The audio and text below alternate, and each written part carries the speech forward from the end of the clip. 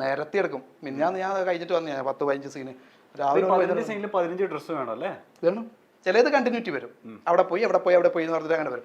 പക്ഷെ അല്ലാത്തത് ഒരു സീനിലാണ് നടന്നത്. ഇത് പിന്നെ നമുക്ക് അടുത്ത സീനിൽ ഇടാൻ പറ്റില്ല. കുറേ കഴിഞ്ഞിട്ട് ഒരു 100-200 സീന് കഴിഞ്ഞിട്ടുള്ള നമുക്ക് പിന്നെ ഇത് റിപ്പീറ്റ് ഇടാൻ പറ്റും. അപ്പൊ അത്ര ഡ്രസ്സ് വേണമെന്ന് ആലോചിക്കേ. അപ്പം ഇതൊന്നും നമുക്ക് ബ്രാൻഡഡ് എടുത്താൽ മുതലാവില്ല. ബ്രാൻഡഡ് എടുത്ത് 10,000-2,000 രൂപേന്റെ ഷർട്ട് എടുത്ത് മുതലാവും. ഇതിന് ചില പിന്നെ സ്ഥലങ്ങളുണ്ട് ചെറിയ വിലക്ക് ഷർട്ട് കിട്ടുന്നത്, 200 രൂപ 300 രൂപക്കൊക്കെ ഷർട്ട് കിട്ടും. ആർക്ക് ഈ ബ്രാൻഡ് അറിയാൻ പോകുന്നത്? പക്ഷെ ചില ക്യാരക്ടറെ പുറത്തവരൊക്കെ എടുക്കും കേട്ടോ. സോറി, ചില ക്യാരക്ടേഴ്സ് എന്ന് പറഞ്ഞാല് നല്ല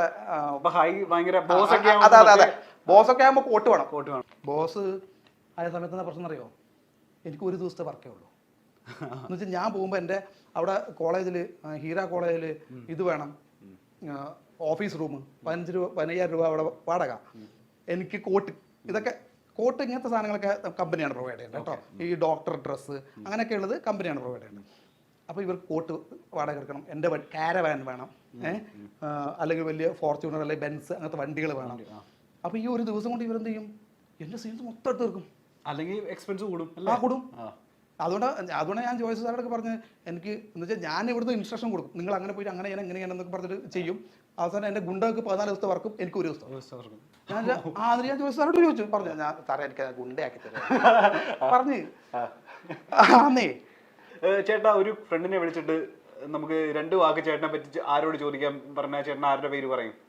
ഇപ്പൊ നമുക്ക് ഫോൺ ചെയ്യാൻ പറ്റിയ സ്വാതന്ത്ര്യമുള്ള, ഏത് പച്ചപ്പാതിരാത്രിയും വിളിച്ച് 2 തെറി പറയാനൊക്കെ സ്വാതന്ത്ര്യമുള്ള ഫ്രണ്ട് ആരാന്ന് വെച്ചാൽ ആരുടെ പേര് പറയും? മനീഷിനെ വിളിക്കാം. പിന്നെ നമ്മള് ഇപ്പൊ അടുത്ത അൻസാജ് ഡയറക്ടറാണ്. മരതകം എന്ന് പറഞ്ഞിട്ട് ഇപ്പം അടുത്ത് ഇറങ്ങാൻ വേണ്ടി പോകുന്നു. വിഷ്ണു ഉണ്ണികൃഷ്ണൻ, ബിപിൻ ഒരു പടം ഇറങ്ങാൻ വേണ്ടി പോകുന്നു. മരതകം അതിന്റെ ഡയറക്ടറാണ്. നമ്മൾ ഇവർ ടീംസൊക്കെ ഇവിടെ വാഴക്കാലയാണ് താമസിക്കുന്നത്, ഒരു വീട്ടിലാണ് താമസിക്കുന്നത്. നമ്മൾ വൈകുന്നേരം അവിടെ പോയി കഥ പറച്ചിലും ഇതൊക്കെ ആയിട്ട് സിനിമാ സംബന്ധമായിട്ടുള്ള കാര്യങ്ങളൊക്കെ ആയിട്ട് ഇരിക്കുന്ന ആൾക്കാരാണ്. അപ്പോൾ ഈ റീസെൻ്റ് ആയിട്ടാണ് പരിചയപ്പെട്ടത്. പക്ഷേ ഈസ് എ ഗുഡ് ഗൈ. അതുകൊണ്ട് എൻ്റെ ഒരു നല്ല സുഹൃത്തായിട്ട് ഞാൻ കൂട്ടിയിരിക്കുന്ന ഒരാളാണ്, മനസ്സിലാക്കുന്ന ഒരാളാണ് അൻസാജ്. മേ ബി ഒരു ഡയറക്ടറും റൈറ്ററും ഒക്കെ ആയതുകൊണ്ടായിരിക്കും. അൻസാജ് ഉണ്ട്, തോമസ് കുട്ടി ഉണ്ട്, വിളിക്കാൻ വിളിക്കും. തോമസ് കുട്ടീനെ വിളിച്ച് കഴിഞ്ഞാൽ പക്ഷേ ആദ്യം ആലോചിക്കേണ്ടത് അവൻ ആദ്യം എടുത്ത ഉടനെ ഒരു തെറി വിളിക്കും. ഒരു തെറിയിലാണ് അവൻ തുടങ്ങുന്നത്. സെൻസർ ചെയ്ത് വിടേണ്ടി വരും നമ്മള്. സെൻസർ ചെയ്തു. പക്ഷെ നിങ്ങളെ നമ്പർ വിളിച്ചു കഴിഞ്ഞാൽ ഓക്കെ, നിങ്ങളെ നമ്പർ വിളിച്ചോ അല്ലെങ്കിൽ ഉറപ്പാണ് ഫസ്റ്റ് തെറി അവന്റെ. തെറി തുടങ്ങി.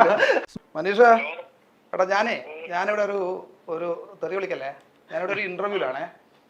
അപ്പോ പിന്നെ ഇവർക്ക് എന്നെപ്പറ്റി നവീൻ വിളിച്ചോണ്ടിരിക്കുന്നത്, എന്നെപ്പറ്റി എന്തോ നിന്റെ അടുക്ക ചോദിക്കണമെന്ന്. നിങ്ങളെ കൂട്ടുകാരെ വിളിക്കുന്ന പറഞ്ഞിട്ട് വിളിച്ചാണ്. ഞാൻ ഇത് ഗദ്ദാഫിക്ക് കൊടുക്കാം. ചേട്ടാ ഹായ്, എൻ്റെ പേര് ഗദ്ദാഫി എന്നാണ്. ഞാൻ മൈൽസ് ഓൺ മേക്കേഴ്സ് എന്ന ചാനലിലെ ആങ്കറാണ്. ഞങ്ങള് ജിഷിൻ ചേട്ടന്റെ സുഹൃത്തുക്കളെ പറ്റി ഇങ്ങനെ ചോദിച്ച സമയത്ത് മനീഷ് ചേട്ടന്റെ പേര്, നവീൻ ചേട്ടന്റെ പേരൊക്കെ ഇങ്ങനെ പറയുമായിരുന്നു. ആ ചേട്ടൻ പറഞ്ഞു റിസ്ക്കാ വിളിക്കുന്നത്, കാരണം വിളിച്ച ചിലപ്പോൾ പച്ച തേക്കായിരിക്കും കേൾക്കുന്നത്. മനീഷ് അങ്ങനെ വിളിക്കുന്നത്, മനീഷ് വിളിക്കുന്നില്ല, മനീഷ് പാവം വിളിച്ചാണ്. മനീഷ് ചേട്ടാ, അപ്പോ പുള്ളിക്കാരനെ പറ്റി നമുക്കൊന്ന് ആധികാരികമായിട്ട് കുറച്ച് കാര്യങ്ങൾ ചോദിക്കാൻ വേണ്ടിട്ടാ ചേട്ടനോട് വിളിച്ചത്. ഈ ജിഷിൻ ചേട്ടനെ പറ്റി ആസ് എ ഫ്രണ്ട് എന്താ മൊത്തത്തില് നമ്മളുടെ അഭിപ്രായം എന്താണ്? പുള്ളിക്കാരനെ പറ്റി ഒരു 3 കാര്യങ്ങൾ പുകഴ്ത്തി പറഞ്ഞു, എന്നിട്ട് ഒരു 5 കാര്യങ്ങൾ കുറ്റവും പറഞ്ഞാൽ മതി. 3 കാര്യങ്ങൾ പുകഴ്ത്തി പറഞ്ഞു, 2 കാര്യങ്ങൾ അതെ.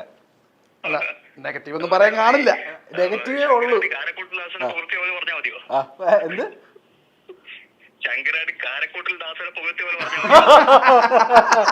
ചേട്ടൻ മനസ്സ് പറഞ്ഞോ? മനസ്സിലായി. എടാ, ചേട്ടന്റെ ഉള്ളിലുള്ളതൊക്കെ പുറത്തു കിട്ടോ ജിഷിനെ പറ്റിയുള്ള? ഉള്ളിലുള്ളത് എന്ന് പറഞ്ഞാൽ എന്താ പറയണ, എന്റെ വർഷങ്ങളായിട്ടുള്ള സുഹൃത്താണ്, അതിപ്പോ പ്രത്യേകിച്ച് പറയേണ്ട കാര്യമില്ല. പിന്നെ ആദ്യം നല്ലത് പറഞ്ഞേക്കാൻ തോന്നുന്നല്ലേ? ആദ്യം നല്ലത് പറഞ്ഞിട്ട് നമുക്ക് പിന്നെ കുറെ കുറ്റം പറയാം. അല്ല, പിന്നെ നല്ലത് പറഞ്ഞാൽ എന്താ പറയാ, ഒരു വാക്കുണ്ടല്ലോ, ഈ കെട്ടവനക്ക് നല്ലവനും നല്ലവനക്ക് കെട്ടവനുമാണ്. അതാണ് അതിന്റെ ഒരു പ്രത്യേകത. ആൾക്കാർക്ക് ചിലപ്പോ അവൻ വൃത്തികെട്ടവനായി തോന്നും. പക്ഷെ പിന്നെ എന്നെ പോലെയുള്ള അവന്റെ അതേ സ്വഭാവമുള്ള, ഏറെക്കുറെ അതേ സ്വഭാവമുള്ള ആൾക്കാർക്ക് അവൻ നല്ലവൻ തന്നെ. അതായത് പ്രേമിച്ച നമ്മള് തല കയറ്റി വെക്കും, ഇല്ലെങ്കിൽ നമ്മളുടെ കാലിനടിയിലായിരിക്കും. അതെ. അതെ ഉള്ളത് അങ്ങ് മുഖത്ത് നോക്കി പറയും, അതിന് യാതൊരു മടിയുമില്ല. ഓക്കെ, അങ്ങനത്തെ ഒരു സ്വഭാവമുണ്ട്. അതുകൊണ്ട് തന്നെ അത്യാവശ്യം കുറച്ച് ശത്രുക്കളൊക്കെ ഉണ്ടാക്കി വെച്ചിട്ടുണ്ട്. അയ്യോ, ഓക്കെ, സുഹൃത്തുക്കളെക്കാട്ടും കൂടുതൽ ശത്രുക്കളാണ്. അങ്ങനെ ഒരു ടോക്ക് ഉണ്ട് ചേട്ടാ മൊത്തത്തില്, ശത്രുക്കളുണ്ടെന്ന് അത് ഈ മുഖത്ത് നോക്കി പറയുന്നുണ്ടോ? ഓക്കെ. പിന്നെ വേറൊരു എനിക്ക് അത് ഇത് ഒരു തമാശയല്ല, ഇത് സീരിയസ് ആയി ഞാൻ കാണാം. എനിക്ക് അവന്റെ നല്ലൊരു പ്ലസ് പോയിന്റ് ആയിട്ട് പറയാനുള്ളത് വെച്ചാൽ അവന്റെ ഒരു കോൺഫിഡൻസ് ആണ് എനിക്ക് ഭയങ്കര ഒരു പ്ലസ് പോയിന്റ്. എന്ത് കാര്യത്തിലുള്ള ഒരു കോൺഫിഡൻസ് എന്ന് പറയുന്നത് ഭയങ്കര. ഇപ്പൊ സത്യം പറഞ്ഞാല് ഇപ്പൊ ഞാൻ അത്യാവശ്യം പാട്ട് പാടാനും അത്യാവശ്യം ഡാൻസ് ചെയ്യാനും അറിയുന്ന ഒരാളാണ്. ഞാൻ വേറെ കൊണ്ടല്ല, ഞാൻ അത്യാവശ്യം പഠിച്ചിട്ടുണ്ട് ചെറുപ്പം പോലെ. ഇപ്പൊ ജിസിനെ സംബന്ധിച്ചിടത്തോളം ഇങ്ങനെയുള്ള കാര്യങ്ങളൊന്നും പഠിച്ചില്ല. അവനൊരു ആഗ്രഹവും അവന്റെ ആഗ്രഹത്തിന്റെ പുറത്താണ് അവൻ സത്യം പറഞ്ഞാൽ അഭിനയിക്കാൻ വന്നത്. ഇപ്പൊ അങ്ങനെയുള്ള ജിസിൻ ഈ ഡാൻസ് റിയാലിറ്റി ഷോക്കൊക്കെ എന്നെ വിളിച്ചിട്ട് എടാ വാടാ നമുക്കൊരു ഡാൻസ് റിയാലിറ്റി ഷോ ഉണ്ട് നീ വാ എന്ന് പറയുന്നത്. അതായത് ഡാൻസിന്റെ ടാ പോലും അറിയാത്ത ജിസിനാണ് അത്രയും കോൺഫിഡൻസ് ഒക്കെ തന്നിട്ട് ഒരു ഷോയ്ക്ക് വേണ്ടി വിളിച്ചു പോകുന്നത്. അതിന്റെ ഒരു കോൺഫിഡൻസ് ലെവല് മനസ്സിലാക്കിയത്. ചേട്ടൻ രണ്ട് ഡാൻസ് കളിപ്പിച്ച് ചേട്ടൻ വിടുന്നുള്ളത് പാട്ട് പാടും, പാട്ട് പാട്ട് പാടുമോ? അത് ഫുൾ കോൺഫിഡന്റ് നമ്മൾ എന്ത് ചെയ്യും? ബാക്കിയുള്ളവർക്ക് ഇഷ്ടപ്പെടാതിരിക്കും, അതൊന്നും വിഷയമേ അല്ല. പുള്ളി പാടും, അത് പാടും. അതൊരു നല്ലൊരു എന്താ പറയണ്ട നല്ലൊരു പ്ലസ് പോയിന്റിനാണ്.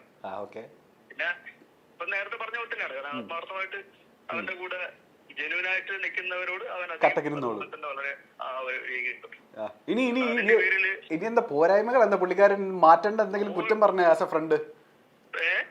ഇനി ആള് തിരുത്തേണ്ട അല്ലെങ്കിൽ മാറ്റേണ്ട കുറച്ച് കാര്യങ്ങൾ പറഞ്ഞേ. മാറ്റേണ്ട കാര്യങ്ങൾ എന്ന് പറഞ്ഞാല് ആസ് എ ഫ്രണ്ട് സഹിക്കാൻ പറ്റാത്ത കുറച്ച് കാര്യങ്ങളൊക്കെ ഉണ്ടാവുമല്ലോ പുള്ളിക്കാരന്റെ. സഹിക്കാൻ പറ്റാത്ത കുറെ കാര്യങ്ങൾ ഉണ്ടാവും. എല്ലാവരെയും എന്താ പറയണ ഒരുപോലെ കാണാൻ പാടില്ല സത്യം പറഞ്ഞാൽ. എല്ലാവരും നമുക്ക് ബോധം നിൽക്കുന്നവര് തന്നെ പണിയെടുത്ത ഒരു ഇൻഡസ്ട്രിയാണ്. അപ്പൊ അതിന്റേതായ ഒരു സെൻസോട് കൂടി കാണണം. ഇപ്പൊ ഒരാളെ വിശ്വസിക്കുന്നുണ്ടെങ്കിൽ അന്ധമായിട്ട് അങ്ങ് വിശ്വസിക്കാതിരിക്കുക ഒരു പാഠമാണ്. അപ്പൊ അവനെ സംബന്ധിച്ചിടത്തോളം ചിലവരോടൊക്കെ ഇഷ്ടം കൂടുതൽ കൊണ്ട് അവന് ഇഷ്ടപ്പെടുന്നതുകൊണ്ട് ചിലപ്പോൾ അന്ധമായിട്ട് വിശ്വസിക്കും. പക്ഷെ നാളൊരു പണി വരുമ്പോ തിരിച്ചത് ഉൾക്കൊള്ളാനുള്ളൊരു മെന്റാലിറ്റി ഉണ്ടാവണം. അതൊരു അവന്റെ ഒരു സത്യം പറഞ്ഞ പോരായ്മ തന്നെ വേണം പറയാം. പിന്നെ ഇച്ചിരി ഡിപ്ലോമാറ്റിക് ആയിട്ടൊക്കെ സംസാരിക്കാൻ പഠിക്കണം അല്ലേ? തുറന്ന് അത്രയും തുറന്ന് സംസാരിക്കരുത് ആളുകൾ. നിൽക്കാൻ പഠിക്കണം. പക്ഷേ കണ്ണൂരുകാർക്ക് അതില്ല. നിഷ്കളങ്കന കുറച്ച് കൂടുതലാണ്.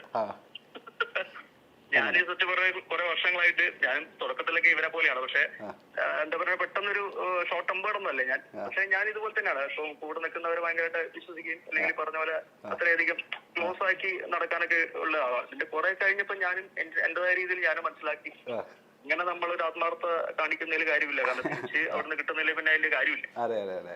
ഈ ജിഷിൻ ചേട്ടനെ പറ്റി ഓർക്കുന്ന സമയത്ത് എപ്പോഴും ചിരി വരുന്ന കാര്യം എന്താ? അല്ലെങ്കിൽ എന്തെങ്കിലും പുള്ളിക്കാരൻ കാണിച്ച അമ്മളിയോ എന്തെങ്കിലും പൊട്ടത്തരോ അങ്ങനെ എന്തെങ്കിലും എപ്പോഴും പുള്ളിക്കാരനെ പറ്റി ആലോചിച്ച് സംസാരങ്ങളിലാണ് കോമഡി. കാരണം എടുത്തു പറയാൻ പ്രത്യേകിച്ച് നമുക്ക് ആലോചിച്ച് പറയാം. അത് എന്ന് കണ്ടു കഴിഞ്ഞാലും എന്തെങ്കിലുമൊക്കെ തമാശകൾ അവിടെ ഇവിടെ ഉണ്ടാവും, ഉറപ്പാണ്. അത് നമ്മൾ 2-3 സുഹൃത്തുക്കളുണ്ട്. ഇതിന്റെ ഇടയിൽ വരുമ്പോ അത് ഏറ്റവും കൂടുതൽ ആ സമയത്ത് പ്രത്യേകിച്ച് നമ്മളൊരു ഷോ ഒക്കെ ചെയ്ത സമയത്ത്, നമ്മളൊരു ഡാൻസ് റിയാലിറ്റി ഷോ ഒക്കെ ചെയ്ത സമയത്ത് നമ്മൾ ഒരു എന്താ പറയണ്ട ഒരു ഗ്യാങ് ആയിട്ട് നമ്മളൊരു 2-3 മാസം ഒരുമിച്ചുണ്ടായിരുന്നു. മാസമല്ല, ഒരു 4-5 മാസമായിട്ട് റിഹേഴ്സലും ഒക്കെ ആയിട്ടുണ്ടായിരുന്നു. അപ്പൊ ആ സമയത്ത് നടക്കുന്ന ഒരുപാട് ഈ സ്പോട്ടായിട്ട് ആലോചിക്കാൻ പറ്റുന്നത് പ്രത്യേകിച്ച് എടുത്തു പറയാൻ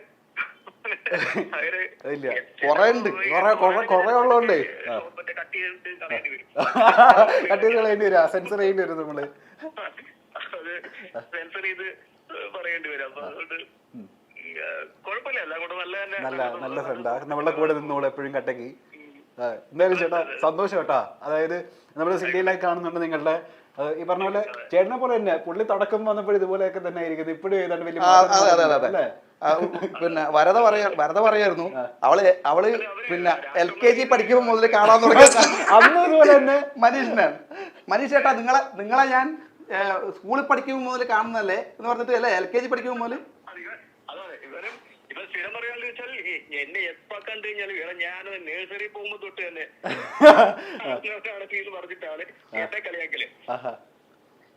അടിപൊളി. അപ്പൊ ചേട്ടാ സംസാരിക്കാൻ പറ്റിയില്ല, ഒരുപാട് സന്തോഷം. ഈ പറഞ്ഞ പോലെ ബാക്കി വിശേഷങ്ങളൊക്കെ നിങ്ങളുടെ സീരിയലിലൂടെ നമ്മൾ അറിയുന്നുണ്ട്. ഇതുപോലെ തുറന്ന് ഇതുപോലെ പേഴ്സണലി സംസാരിക്കാൻ പറ്റിയില്ല, ഒരുപാട് സന്തോഷം. Thank you. Okay bye. എന്തെങ്കിലും പറയാനുണ്ടോ? ബാക്കി ഞാൻ വിളിക്കുമ്പോ തരാടാ നിനക്ക് കേട്ടാടാ. ബാക്കി ഞാൻ വിളിക്കുമ്പോ തരാം. ഇപ്പൊ പറഞ്ഞേക്കാവേ. ഓക്കെ, നിന്നെ പറ്റി അതിന് മോശമൊന്നും ഇല്ലല്ലോടാ. എന്തെങ്കിലും ഉണ്ടാവൂടാ, എവിടെയെങ്കിലും കിട്ടൂടാ. ഞാൻ നോക്കട്ടെ. മോശമില്ലാത്ത ഒരുത്തമില്ലല്ലോ. നീ ഉണ്ടല്ല സൽഗുണ സമ്പന്നനായിട്ടുള്ള ഒരുത്തൻ. വെച്ച് പോടാ. താങ്ക്സ് മുത്തേ, താങ്ക് യു.